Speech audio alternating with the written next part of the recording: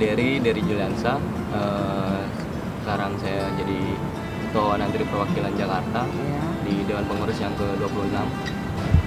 Dewan Pengurus ke-26 berarti berapa tahun sekali tuh kepengurusan gantinya? Untuk pengurus Wanadri sendiri itu satu periodenya 2 tahun.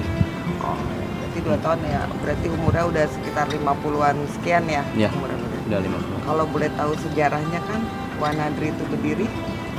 Ya, Wanadri itu berdiri tanggal 16 Mei 1964. Iya. Didirikan oleh 6 orang pendiri, mereka mantan Pandu. Jadi sebelum mereka membuat Wanadri, mereka aktif di organisasi kepanduan. Nama si beliau pendiri ini siapa-siapa aja ya? Pendiri Wanadri kan ada 6 orang ya. Ya. Nah, pendiri. Jadi nomor pokoknya mereka itu mulai Ya. dari 001 Ya. sampai 006. Nah, 001 itu ada Hari Hardiman, 002 itu Roni Nurjaman, 003 itu ada Bambang Pramono, Ya. terus 004 itu Satria Wijaya Sumantri, terus yang 005 Ahmad Fadilah, dan 006 Ahmad Hidayat. Jadi memang mereka itu memang sebenarnya sudah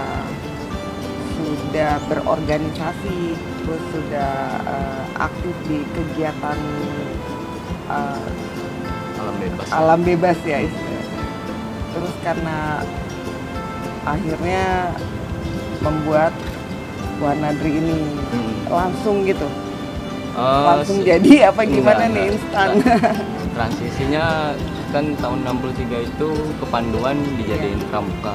Iya. Terus akhirnya mereka pengen punya organisasi yang tetap independen. Nah, makanya akhirnya mereka mikir waktu itu kita mesti buat sesuatu ini. Setelah itu mereka konsultasi dari 6 orang ini. Terus awalnya tuh belum Wanadri namanya. Namanya dulu sempat Cermai. Karena Cermai. memang kebetulan kebanyakan pendirinya itu tinggalnya di kaki Gunung Cermai. Oh, Cermai berarti Kuningan ya? Kuningan. Nah, gitu. Ya. Terus Kira di bawah pohon Cermai. salah satu pendirinya itu namanya Hari Hardiman. Iya, Konsultasi lah sama ayahnya. Terus disaranin sama ayahnya untuk cari namanya di buku Padalangan Pasundan waktu itu tulisannya. Sastra tua Sastra ya. tua Sunda gitu. Sunda. Dapatlah di situ kata ada Wana dan Adri yang artinya hutan dan gunung. Oh, Ibaratnya gunung di tengah hutan lah. gunung tengah hutan. Jadi Wanadri sendiri itu artinya adalah gunung di tengah hutan, diambil dari bahasa Sanskertanya Sunda. Padalangan Pasundan. Pasundan. Sebelum namanya Wanadri sempat dapat nama Ciremai Iya. karena mereka kebanyakan itu tinggal di kaki Gunung Dari Gunung Ciremai. Ciremai. Iya. Resmi menjadi Wanadri itu tanggal 16 Mei 1964. 16 Mei 19. Jadi setelah beliau ini menemukan nama yang tepat sesuai dengan misi visi kali ya, Ya. tujuan diberdirikannya perhimpunan ini. Setelah dapat baru diresmikan. Sebelumnya sih tanggal 17 Januari itu mereka ngumpul di Pangandaran. Oh, Pangandaran. Ya, ngobrolin terbentuknya organisasi ini seperti apa. Iya. Terus memikirkan nama. Setelah pulang dari Pangandaran baru akhirnya si pendiri ini konsultasilah sama ayahnya itu. Jadi setelah mereka ketemuan dari Pangandaran baru konsultasi ke ayahnya, terus baru dapat itu. Berarti nama itu saran dari ayahnya juga ya. Salah satu untuk ya, mencari di buku Padalangan Pasundan. Buku Padalangan Pasundan. Padalangan Pasundan. Nih sekarang mengenai rekrutmen nih, penambahan anggota baru. Kan biasanya organisasi-organisasi entah itu dari pecinta halaman atau apapun hanya mengisi formulir kan data-data pribadi otomatis sama semua nih. Iya. Yang nggak sama di Wanadri apa nih? Kalau untuk proses perekrutan Wanadri untuk menjadi anggota sendiri, Iya. Wanadri melaksanakan yang namanya pendidikan dasar Wanadri. Biasanya dilaksanakan itu per 2 tahun. Oh, pendidikan dasar Wanadri Iya, pendidikan dasar dilaksanakan Wanadri. per 2 tahun. Tapi ada sempat juga beberapa kali diadainnya per mungkin 3 tahun karena memang menyesuaikan kebutuhan organisasi. Oh iya, biasanya memang. Apalagi pandemi kayak gini ya. Ya, Kayak- apalagi kondisi pandemi saat ini. Terus perihal untuk rekrutmennya sendiri ya sama seperti pada umumnya tadi ya kan. Iya. Menulis formulir, mengisi biodata, mengambil formulir, setelah itu akan ada yang namanya seleksi. Iya. Mungkin yang bedanya adalah dari segi seleksi dan pendidikan dasarnya sendiri sih. Kalau untuk seleksi bisa makan waktu seminggu lah. Waktu saya kan ikut pendidikan dasar Wanadri tahun 2014. Oh, iya. 2014 angkatan apa tuh namanya ya? Angkatannya Topan Rimba untuk angkatan putranya, putrinya Pusparawa. Oh, jadi putra sama putri beda. Beda nama angkatannya. Oh, jadi kalau angkatan 2014 putranya Topan Rimba, Topan Rimba, iya. putrinya Pusparawa. Pusparawan. Jadi ini kayaknya hampir-hampir mirip dengan kepramukaan ya, Iya, kepanduan ya. Kepanduan. Kepanduan itu kan gudeg perempuan, gudeg putra dan gudeg putri itu kan beda biasanya. Iya. Iya, berarti emang ada dasar-dasar kepanduannya. Sistemnya ya Karena- pasti sama. Iya, karena sistemnya hampir sama. Karena emang basicnya dari situ. Iya. Yang saya lihat nih, kalau ngelihat di beberapa YouTube-nya Wanadri sendiri nih, kan pendidikannya kayaknya berat nih ya. Iya. Nah, ini dari seleksi awal nih, apa harus sebelumnya harus udah pernah mengikuti kepencinta alaman Iya. atau masih nol sama sekali bisa masuk? Itu gimana tuh? Kalau sebenarnya dari segi latar belakang nggak wajib dia sebelumnya ikut pecinta alam sih kan. Iya. Karena memang pada dasarnya kan untuk targetnya Wanadri itu memang untuk semua dalam artian putra putri yang Iya. ada di Indonesia. Ya. Pendiri juga tahun 64, di tahun 64 waktu mendirikan organisasi Wanadri memang ngomonginnya karakter building, nation karakter building. Memang membangun menggunakan karakter. media alam terbuka sebagai pendidikan karakter. Makanya nggak mesti yang punya latar belakang cinta alam atau mungkin dulunya aktif sering naik gunung gitu, Iya, walaupun tidak aktif iya. di organisasi. Karena saya sendiri juga cuma pernah naik gunung beberapa kali sih sebenarnya. Jadi sebenarnya tujuan utamanya bukan udah berapa gunung yang didaki, Enggak. gitu. Tapi tujuan utamanya adalah karakter building, Iya. membangun karakter. Jadi karakter yang diharapkan itu apa tuh? Jadi Pancasila Menjadi. sejati, percaya pada kemampuan diri sendiri, jujur, tabah, dan ulet. Sempurna. Setuju banget tuh Kang kalau kayak gitu. Jadi emang seleksinya sendiri pun yang tadi saya bilang gimana sih caranya, kayak banyak orang berpikir bahwa harus punya latar belakang cinta Iya, alam dan iya. lain-lain. Biasanya Wanadri sebelum masuk ke seleksi, misalkan kayak di Jakarta, kita yang calon siswa itu latihan bareng biasanya. Iya. Jogging, terus kita saling kenal, udah memang dibangun komunikasinya terlebih dahulu. Oh, jadi nggak tahu apa-apa, tiba-tiba daftar aja. Itu Iya, jarang yang seperti iya. itu, sangat jarang ya. Jadi Ada sih sebelumnya- beberapa pasti. Iya. Sebelumnya memang sudah pernah tahu Wanadri atau mungkin sering nongkrong bareng. Iya, seenggaknya kita biasa latihan fisik buat persiapan. Setelah itu baru masuk ke seleksi yang seminggu itu ada tes fisik. Fisiknya itu ada renang dan lari, terus ditambah otot, latihan tes otot. Tes otot. Kayak push up, sit up. Oh iya, Nah, terus ada medical check up, medical check up. baik itu wawancara ataupun yang pengecekan langsung. Terus ditambah psikologi. Psikologi, tes Psikologi. IQ segala. Psikologi lapangan, psikologi tertulis sama wawancara gitu. Ditambah yang terakhir tes kemampuan dasar sebenarnya yang tadi berpengaruh dengan latar belakang si calon siswa. Calon siswa. Pengetahuan dia di alam terbuka itu seperti apa. Seberapa banyak? Tapi sebenarnya itu untuk data awal si panitia biasanya. supaya nanti pada saat bentuk regu diberikan dasarnya udah tahu nih, oh ini orang dengan latar belakang seperti ini bisa disatuin sama latar belakang. Oh, jadi saling mengisi lah. Kalau dari segi usia sih banyak, ada yang mungkin udah 40 tahunan, ada yang daftar. Oh gitu? Ada. Saya masih bisa dong. Waktu angkatan saya ada yang umur 42 tahun, perempuan. Oh. Dan dia lulus PDW. Berarti minimal itu umur? Minimal usia 18 tahun. Ya, minimal 18 tahun, pokoknya udah punya KTP ya, udah boleh masuk bioskop. Maksimal tidak ditentukan.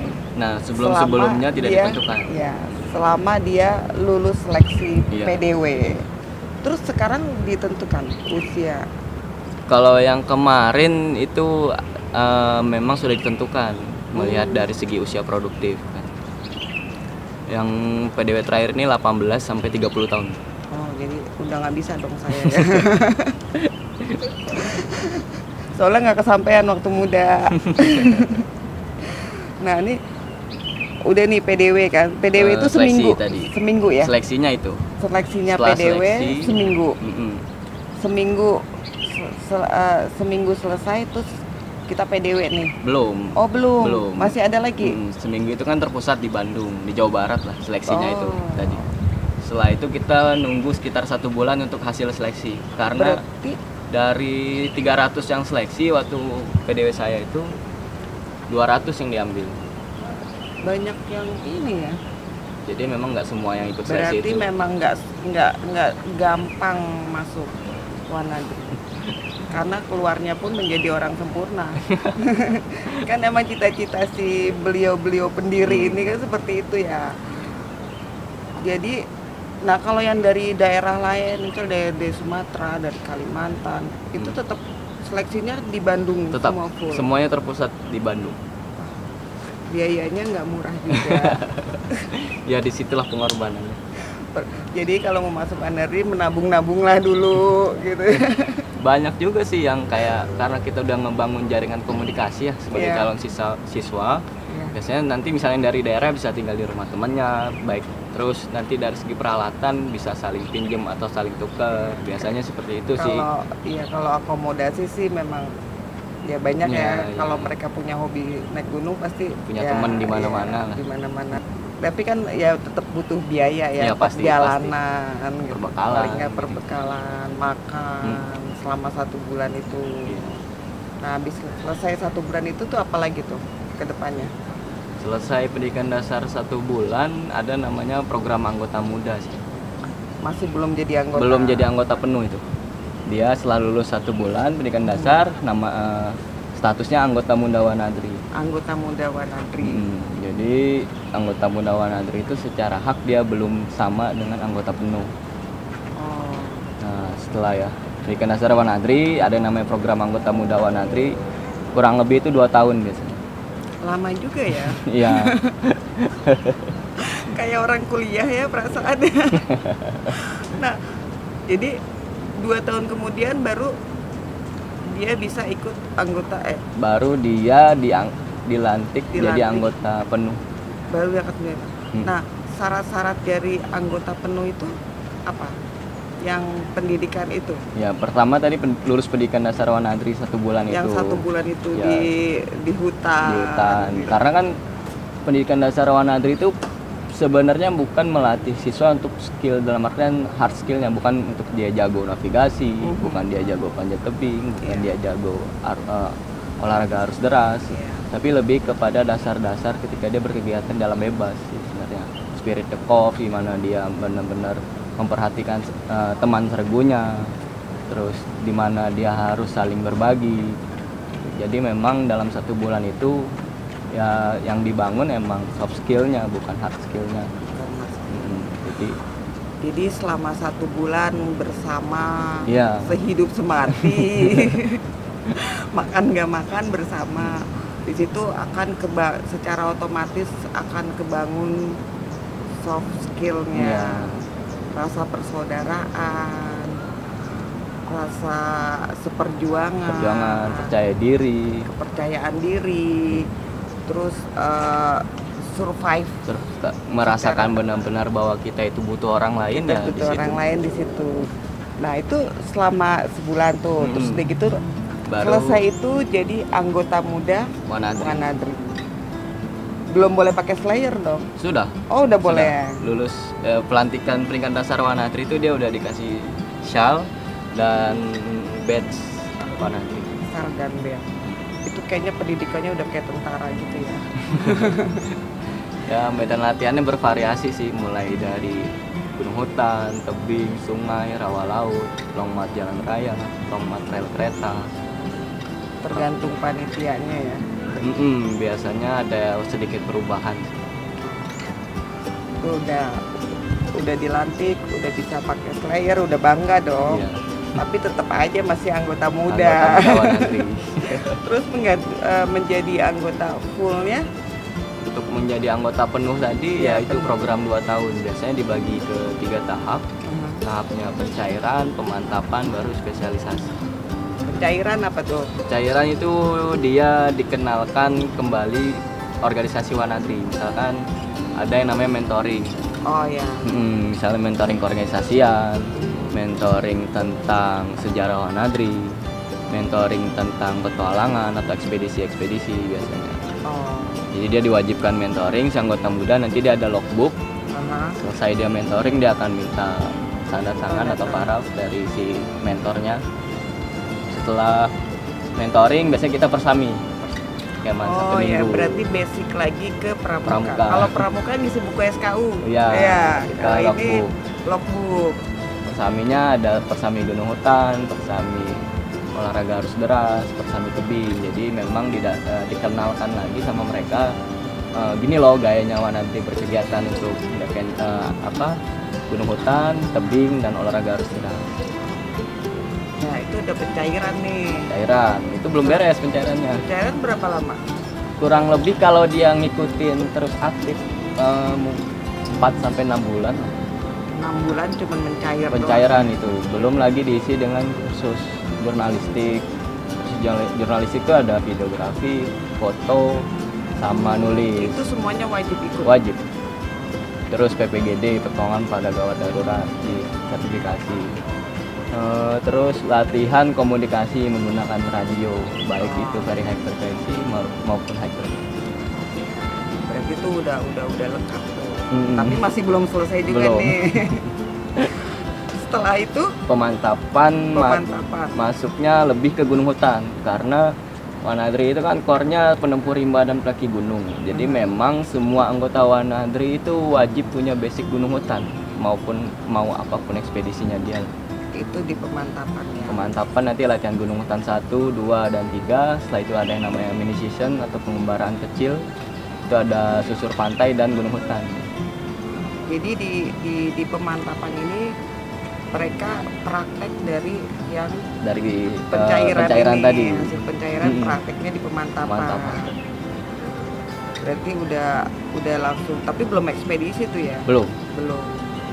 Nah dari pemantapan terus ke Baru spesialisasi tadi. pemantapan berapa lama nih? Kurang lebih 6 bulan. Setahun nih. Setahun. Cicilan kulkas udah kelar. Setahun. Udah jalan setahun. Udah jalan setahun ya. Setelah pemantapan di satu ketinggalan di pemantapan ada sekolah sar. Karena memang kan si Wanadri sendiri memang harus wajib lah, bisa dikatakan wajib itu harus tahu tentang operasi SAR, terutama gunung hutan. ya karena tujuan utamanya menolong. Secara organisasi kan Wanadri punya 4 kegiatan pokok sebenarnya. 4 kegiatan apa aja tuh? Pendidikan, terus kemanusiaan, lingkungan, dan penjelajahan. Pendidikan, kemanusiaan, lingkungan hidup, dan penjelajahan. Ya itu jiwa anak alam. Ruang lingkupnya itu aja. Itu udah setahun nih, kita Setahun. 2 tahun, sisanya. Setahunnya lagi itu biasa masuk ke ekspedisi tahap 3-nya. Jadi ekspedisi itu wajib. Untuk anggota muda sebenarnya bisa dikatakan tahap 3-nya wajib atau tahap pemantapan spesialisasi tadi. Tapi memang dia nggak harus ikut ekspedisi karena kan memang tidak semua anggota muda itu yang notabene punya banyak waktu kan. Iya. Ada yang kerja, ada yang Sekolah. kuliah gitu, ada yang udah berkeluarga. Jadi buat mereka yang nggak punya waktu banyak, biasanya Dewan Pengurus akan punya alternatif program, baik itu tadi di pendidikan, di lingkungan, atau di kemanusiaan. Jadi tetap luwes ya. Ya, tetap ada. Oh, jadi setelah pemantapan ini baru tuh ada jalur-jalurnya. Ekspedisi sih umumnya Wanadri, Gunung Hutan, tebing, sama olahraga arus deras. Terus yang apa? Saya juga pernah lihat kayak ke suku-suku pedalaman itu masuk ekspedisi juga. Ekspedisi. Nah, kalau ekspedisi itu dibiayain sendiri apa biaya pribadi? Kalau Gitu ya? ekspedisi kan prosesnya panjang ya. Sebelum masuk ekspedisi kita ada namanya sekolah manajemen ekspedisi. Oh. Ada materi-materi kelas, terus kita dikasih buku sakunya gitu tentang manajemen ekspedisi. Setelah itu kita di-refresh lagi perihal PPGD, pertolongan pertama gawat darurat, terus jurnalistik tadi, dokumentasi baik itu tertulis maupun foto atau video. Terus baru kita milih nih. Ya, milih jurusan nih kalau kita orang ngajuin kuliah. nanti entah itu tebing, orat ataupun gunung hutan. Nah, kalau perihal biaya tadi, Iya. karena biaya kan lagi. nggak langsung biaya itu ada, yang biasanya untuk awal-awal kita patungan gitu, Oh. dari anggota muda sambil kita bikin proposal pengajuan sponsor biasanya ke perusahaan-perusahaan. Tapi kayaknya perusahaan mana sih yang nggak mau biaya? Mana dia udah di mana-mana ya. Dan anggota tuanya pun udah banyak yang sukses. Karena lumayan besar sih biayanya. Iya. Iyalah, besar. Saya pikir itu ada dari Wanadrinya atau saya punya kepikiran ada sponsor. Nah, kalau yang cerita yang dulu-dulu karena saya memang lumayan lama nih tahu gitu loh mengenai SAR, mengenai ini karena saya saat ini kan di kepengurusan PALSA. Palsa. Iya, itu kayak pencinta alam search and rescue yang di Gunung Salak, Oh, Gunung Salak. Ciapus. Jadi sedikit banyak tahu. Kalau seleksi pertama aja kita gagal, ya, yang 1 bulan itu, Yang seminggu. yang seminggu, yang sebulan lah istilahnya. Seminggu Oke, pulang waktunya, berarti. ya. Ya. Seminggu gagal, pulang. Kalau nggak lulus seleksi yang akan bisa masuk pendidikan dasar Wanadri 1 bulan. Kalaupun di akhirnya bisa masuk di pendidikan dasar, tapi kalau ternyata dia nggak ada yang pulang sebelum selesai, 2 minggu atau 3 minggu udahan gitu. pulang nih, ya nggak udah kuat nih, gugur berarti. gugur. Tapi kita ngotot nih, Hmm. pengen banget gitu loh. Apa? Dilihat faktornya. Oh, Biasanya kan ada faktor medis, ada faktor psikologi. ya. Faktor psikologi contohnya udah mulai kangen rumah, Ya, udah mulai ingat halu-halu, orang tua gitu-gitu. gitu. Tapi kalau faktor medis dilihat lagi rekomendasi dari dokter-dokter di lapangan, apakah ini akan membahayakan dia ke depannya atau tidak. Kalau memang membahayakan udah pasti pulang. Sebenarnya Tapi banyak yang masih bisa ngikutin di tahap berikutnya, nggak bisa tetap gugur. gugur. Ya dia harus ngulang dari awal, ikut seleksi PDW, Dari formulir nih, harus formulir lagi. pegel juga ya. Banyak yang sampai 3-4 kali, banyak Oh, saya kira kayak berulang-ulang. Saya kira kayak ulangannya jelek boleh di-hair gitu Oh, loh. nggak bisa. Kalau di pendidikan dasar Jadinya nanti Wanadri. begitu ada perekrutan lagi kita tinggal ngikutin yang Oh, itu aja lanjutin gitu, ngelanjutin. Nggak bisa. Itu nggak bisa, harus dari tetap Formulir lagi. Berat ya.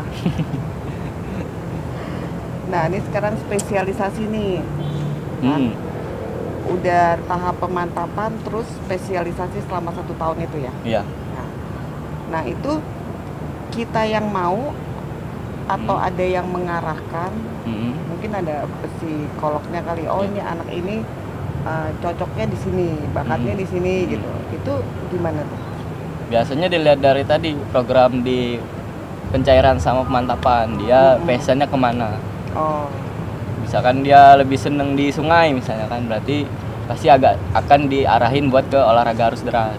Biasanya sih senior-senior kita yang satu angkatan atau dua angkatan di atas kita, biasanya mereka yang selalu dampingin dan semacam ngarahin lah, ayo nih ekspedisi olahraga arus deras. Karena kan kita anggota muda dan belum tahu banyak hal, jadi memang harus butuh suntikan-suntikan lah. Berarti selama jadi anggota muda tuh penilaian tetap berjalan ya? Iya, di logbook itu. Di logbook itu ya? Oh, jadi kalau udah itu nanti langsung diarahin ke spesialisasi. Iya. Kalau udah spesial itu untuk ilmu-ilmu yang lain nih, maksudnya ke mountaineering nih. Yang saya tahu kan Kang Bongkeng nih ahlinya nih ya, mountaineering. Biasanya kalau mountaineering ini, oh nih fashionnya ke mountaineering. Terus untuk yang ke arus deras itu kita nggak perlu memperdalam, cukup tahu aja basicnya gitu ya. Bisa. Jadi kalau udah masuk ke tahap ekspedisi nih, misalkan kayak saya milihnya olahraga arus deras. Ya semuanya dipelajarin karena memang untuk menunjang kebutuhan di lapangan kan, kayak mountaineering itu pasti dipelajarin. Kayak jet system, jet track gitu-gitu ya buat evakuasi gitu ya. Dan sesekali biasa kita refreshing karena kan program latihan tuh bisa sampai 9 bulan. Kita dijadiin satu rumah, satu tim itu namanya training camp, tinggal bareng, bikin proposal bareng, proposal latihan, presentasi. Teamworknya di situ. Teamworknya di situ. Nah, kadang kan ada titik jenuh. Nah, biasa kita refreshingnya main ke tim tebing biasanya. Ya kita ikut latihan atau sebaliknya biasa tim tebing yang ikut kita yang tim orang. Berkunjung, saling tukeran ilmu. Iya, biasanya gitu sih. Berarti kekeluargaannya itu benar-benar ya. Iya, di situ sih kayak teamworknya dibangun. Nah, ini kalau udah kita jadi anggota muda nih, terus kesananya nggak ngelanjutin. Kita mau jadi anggota, angkatan kita udah pada anggota penuh. Okay. Nah, terus kita mau jadi anggota penuh gimana nih? Nunggu yang akan datang atau bisa sendirian gitu lewat tol apa gimana? Biasanya itu dibantu sama teman seangkatan kalau memang masih ada waktu di angkatannya dia. Misalkan 2 tahun ya. Tiba-tiba setelah jalan setahun dia baru kepikiran nih mau ikut lanjut atau baru dia punya waktu gitu kan. Nah, biasanya dibantuin sama teman-teman seangkatannya atau kalaupun dibantuin tuh dalam artian orang-orang yang udah beres. Terus akhirnya turun lagi nih buat bantuin teman yang belum program atau dia nyari barengan yang belum program sama sekali.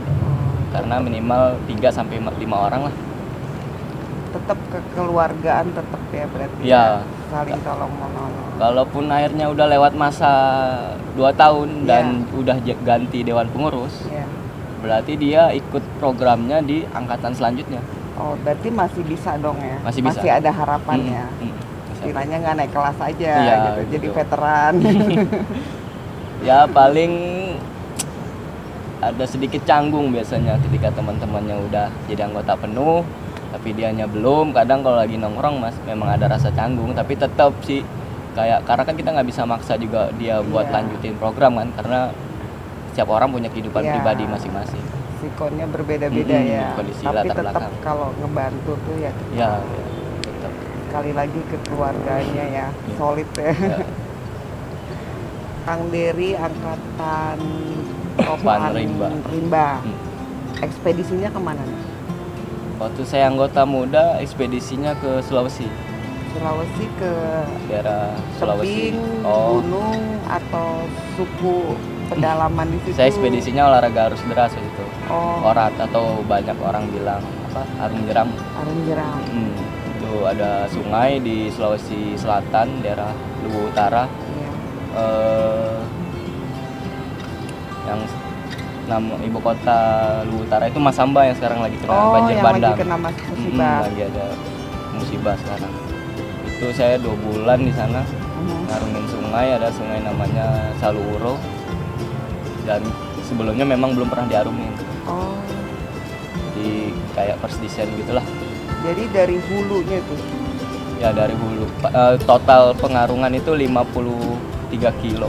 53 kilo selama 2 bulan itu kita ngurusin perizinan, terus kita survei darat sungainya.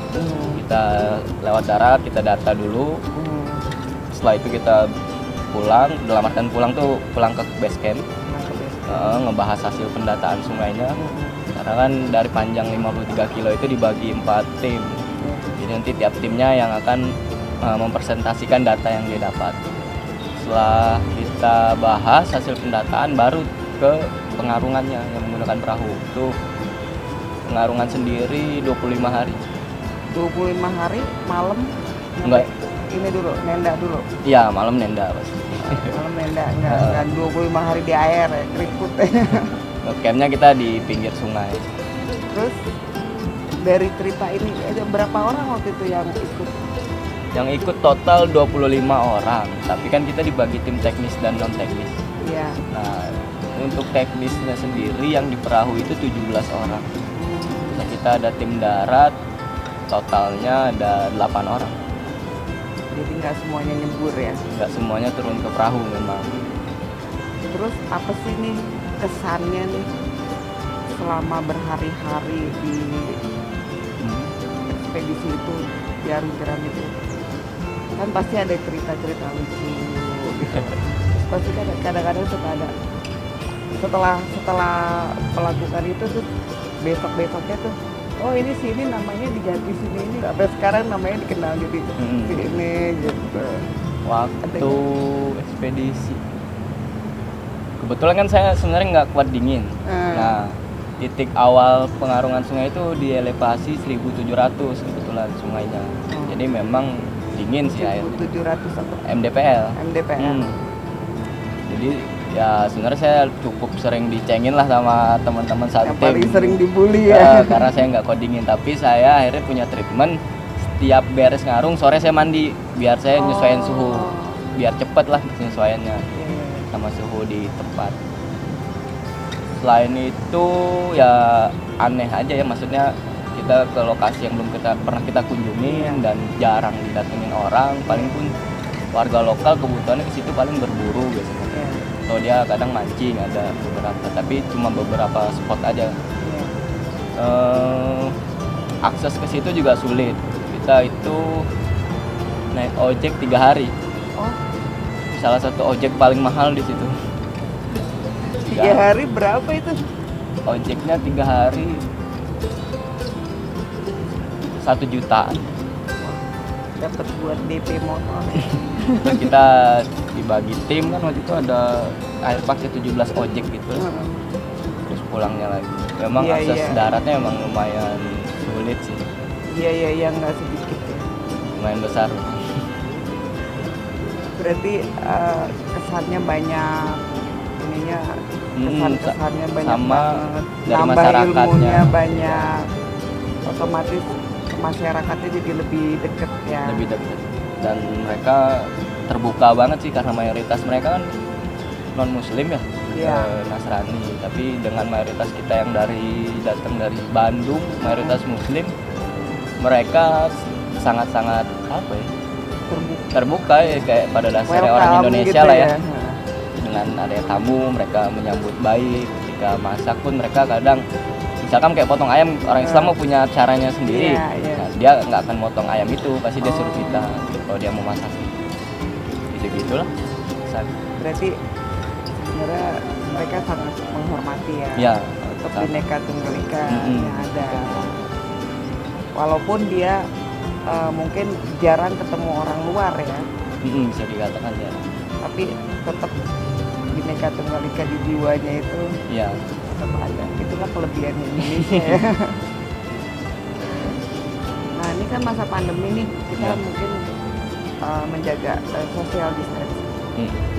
Itu nggak mungkin dong Wanadri vakum diem di rumah.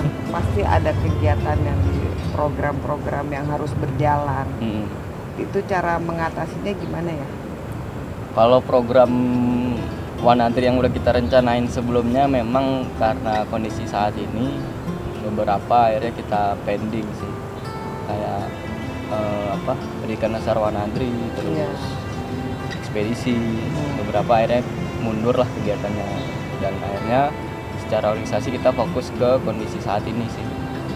Kayak misalkan di sekretariat yang di Jakarta, kita kemarin sempat distribusi masker sih ke beberapa wilayah, sempat bantuin juga penggali kubur yang untuk korban Oh, COVID iya. di Pondok Ranggon itu kita ngasihin APD sih buat penggali kubur. Terus kalau yang di Bandung lebih aktif, dia sosialisasi ke kelurahan-kelurahan, ke masyarakat, baik itu ke kelurahannya sendiri juga langsung, kadang presentasi hasil dari sosialisasi seperti apa, update data informasi, dibarengi dengan penyemprotan disinfektan juga sih. Jadi kiprahnya itu Wanadi tetap Ya kita tetap membantu. berusaha lah sebisa kita. Jadi begitulah Wanadi. Perlunya pendidikannya. Kasusnya sih sekarang nih banyaknya pendaki gunung yang bukan pencinta alam, kayak turis. Mereka ya nggak tahu kayak boro-boro manajemen perjalanan. Mereka taunya alat yang mereka bawa buat piknik kan biasanya. Ya. Saran-saran supaya nggak banyak lagi korban-korban. Terus otomatis kan kalau banyak korban itu kan kitanya nggak tenang ya. Kira-kira saran-sarannya apa nih? Saran saya yang pasti sih, karena kita mau naik gunung, Ya, kita akan datang ke lokasi yang memang notabene kita nggak hafal betul, dalam artian bukan dunia kita sehari-hari ya. ya, Pasti kan memang akhirnya kita harus menyesuaikan dengan karena gunung sendiri mah nggak akan bisa kita rubah semuanya kita kan, maksudnya Iya. kita harusnya bisa menyesuaikan.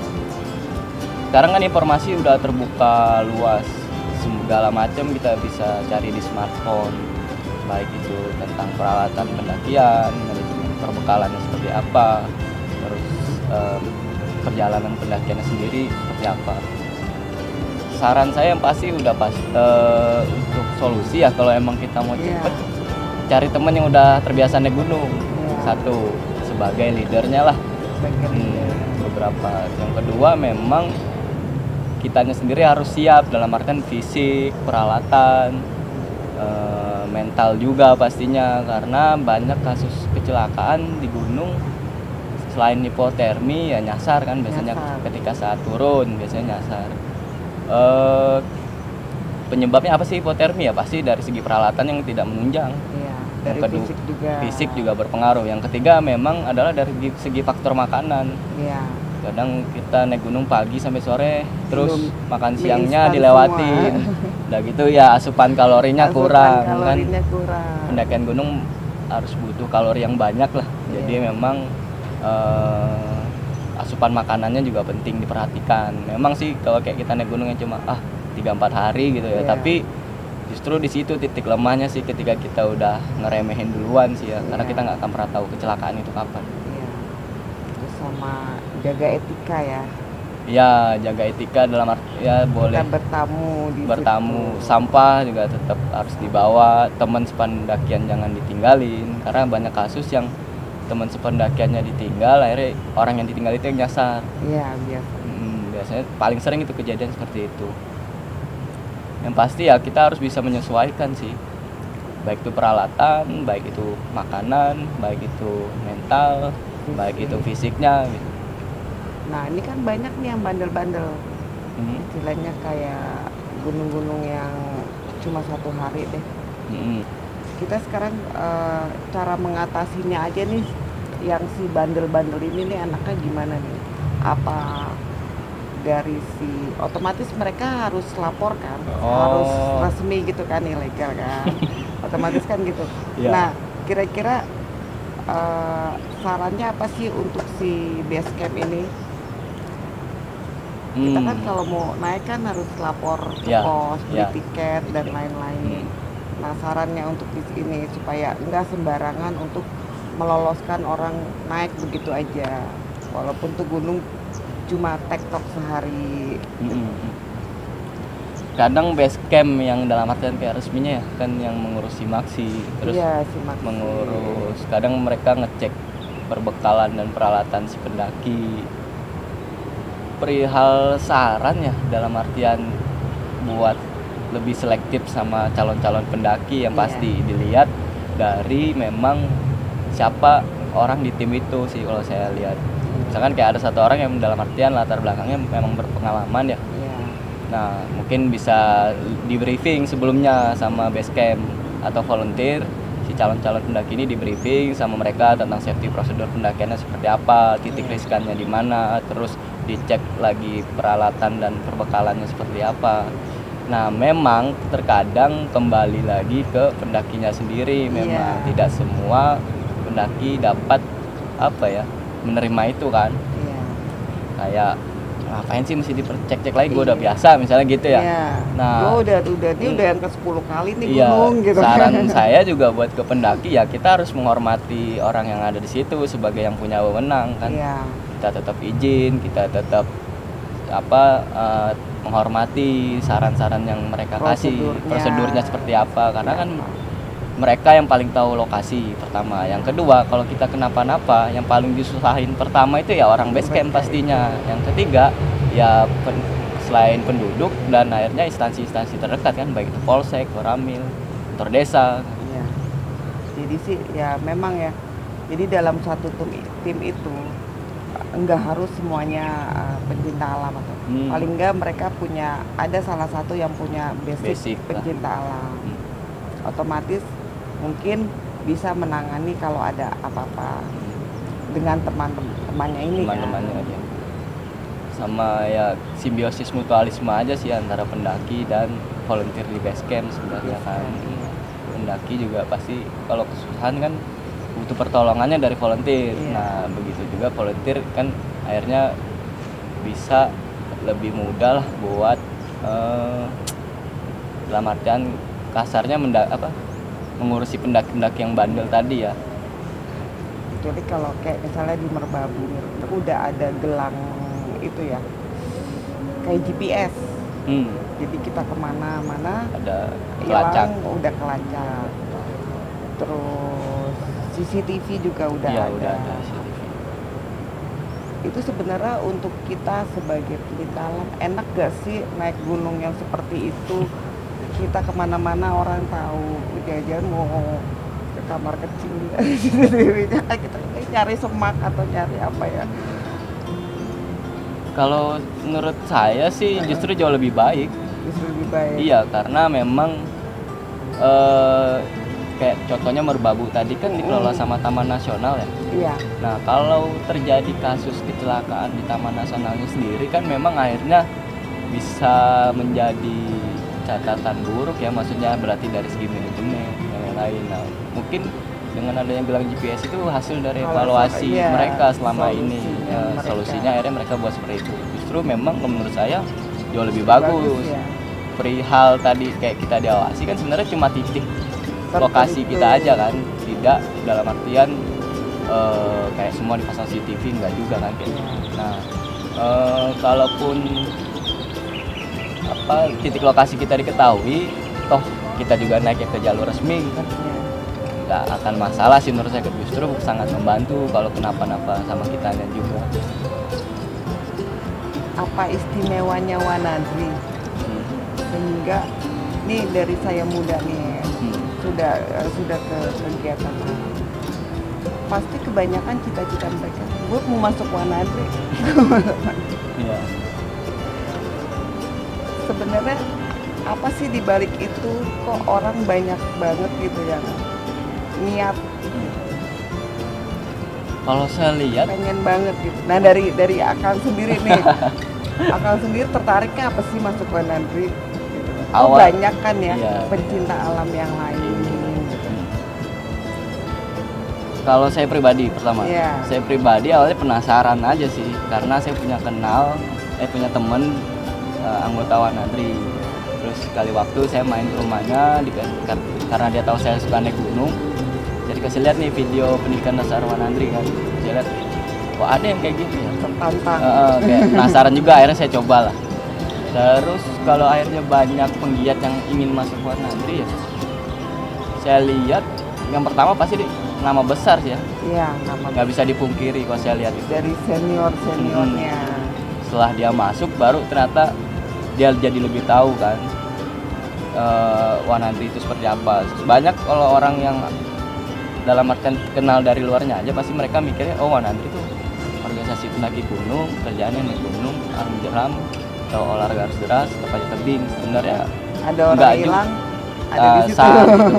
Sebenarnya apa ya, latar belakangnya adalah nggak semua itu perihal petualangan, maksudnya ada pendidikan karakternya, di mana kita belajar memanajemen diri, belajar teamwork tadi kan, kerjasama antar tim, terus kayak saya pribadi ya contohnya, kayak saya akhirnya belajar manajemen diri ya, mulai tertib sama kehidupan pribadi ya semenjak saya masuk Wanadri gitu, baik itu manajemen keuangan ataupun manajemen waktu, belajar untuk tepat waktu ketika saya janjian sama orang, kayak gitu tuh terbentuknya semenjak saya masuk Wanadri sih.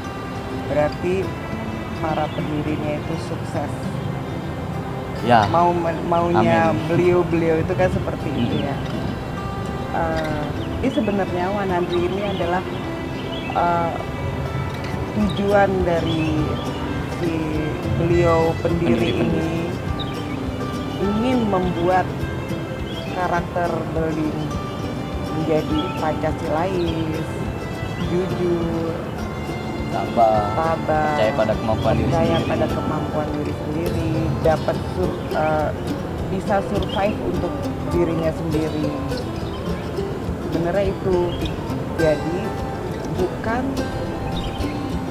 untuk sebagai pendaki gunung, ahli dalam sebagai mendaki gunung, pemanjat jago tebing, panjat tebing. sebenarnya bukan itu, tapi dididiknya itu karena dididiknya melalui alam, melalui media alam. Terusnya seperti itu. Motonya apa nih Wanadri? Moto yang dibuat sama pelindung kita kan almarhum Pak Sarwedi Wibowo. Motonya itu tak ada gunung yang tinggi, rimba belantara, jurang curam, lautan serta angkasa yang tak dapat dijelajahi oleh Wanadri. Nah, berarti udah jelas, belajar dari alam. Kita menjaga alam, maka alam akan menjaga kita. Terus apa? Yel-yelnya apa sih Wanadri? Nggak ada. Jadi jelas, untuk yang mau masuk ke Wanadri itu tujuannya bukan sebagai pendaki gunung, tapi untuk menjadi orang yang sempurna. Karena tujuan dari Wanadri sendiri adalah karakter building, Ya. jujur, Tabah, percaya pada kemampuan sendiri dan Pancasilais sejati. Ini berarti orang yang hampir sempurna. Terima kasih ya Kang Dery. Sama-sama. Jadinya kita jelas mau masuk Wanadri tujuannya apa, caranya bagaimana, pendidikannya berapa lama. Sukses untuk Wanadri. Terima kasih. Wanadri.